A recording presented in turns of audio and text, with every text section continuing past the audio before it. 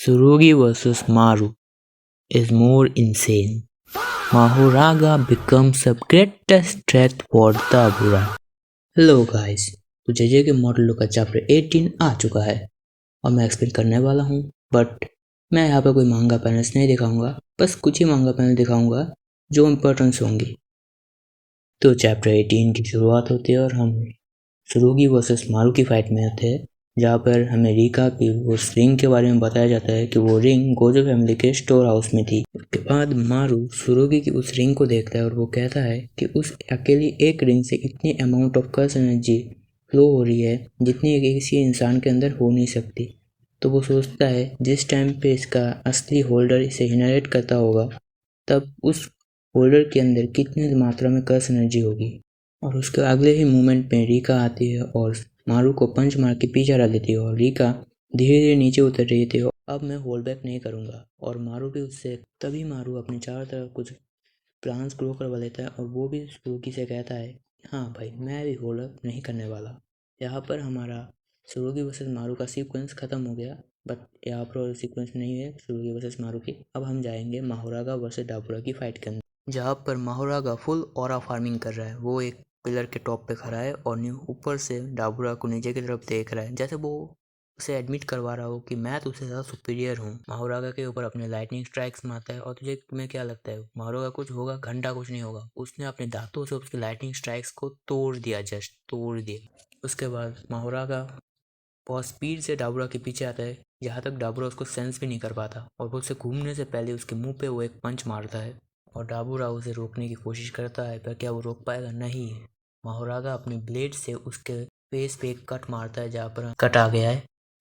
उसके बाद डाबुरा धीरे धीरे रियलाइज़ करने लगता है कि एक्चुअली माहोरागा की टेक्निक है क्या। माहोरागा की टेक्निक है जो गोजो और सुकुना उन्होंने भी गलती की थी कि उन्होंने सोचा था कि माहोरागा से उनकी टेक्निक्स को अडेप्ट करता है, बट एक्चुअल में है नहीं। माहोरागा हर इस तरीके की चीज़ को अडेप्ट करता है, जो वो पंचेस हो सकती है, किक्स हो सकती है, कोई भी फाइटिंग टेक्निक हो सकती है। बट डाबुरा देखता है कि माहोरागा का एक बार धर्मचक्र घुमा है, इसका मतलब उसने उसी टेक्निक को अडेप्ट, उसका धर्मचक्र घुमा है और डाबुरा अपनी लाइफ में पहली बार रियलाइज़ करता है कि वो अब हारने वाला है।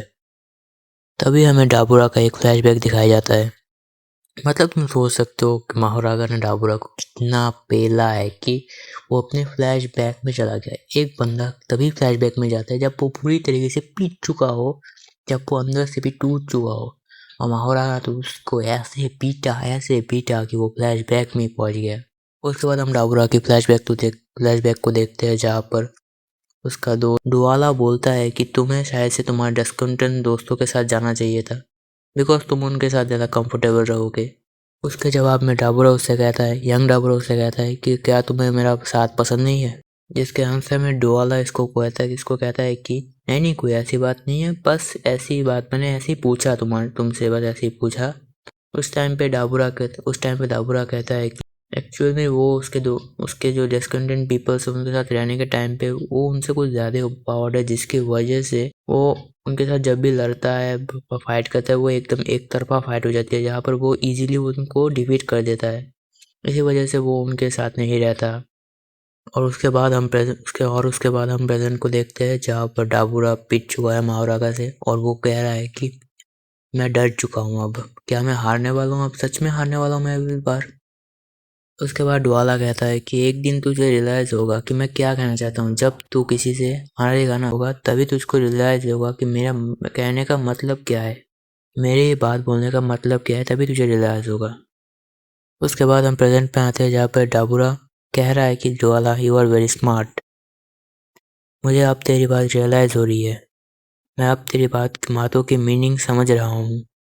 उसके बाद डाबुरा माहोरागा से कहता है कि सॉरी, मैं अब तक अपनी फुल पावर पर लड़ नहीं रहा था, बट अब मैं अपनी फुल पावर पर लड़ूंगा और अपने सारे एलियन दोस्तों को बचाऊंगा। उसके अगले सीन में माहोरागा डाबुरा की तरफ के पंच लैंड करता है, पर डाबुरा उसके पंच को ब्लॉक करता है और उसकी ब्लेड को तोड़ देता है। उसके बाद डाबुरा कहता है कि माहोरागा उसके सारे टेक्निक्स को अडैप्ट कर रहा है, तो इसका मतलब अब उसके पास कोई चॉइस नहीं है, अब उसको अपनी इन्हीं चीज़ों से उसे हराना पड़ेगा। और जब वो बात कह रहा है तब उसके हाथों से धुआं निकल रहा था। और यहाँ पर हमारा चैप्टर 18 ख़त्म होता है। आई होप आपको चैप्टर अच्छा लगा होगा। और लाइक और सब्सक्राइब कर दो। हम 700 के बहुत पास आ चुके हैं। तब तक के लिए गुड बाय। मैं आपको मिलता हूँ अपने इस वीडियो के अंदर। सो 7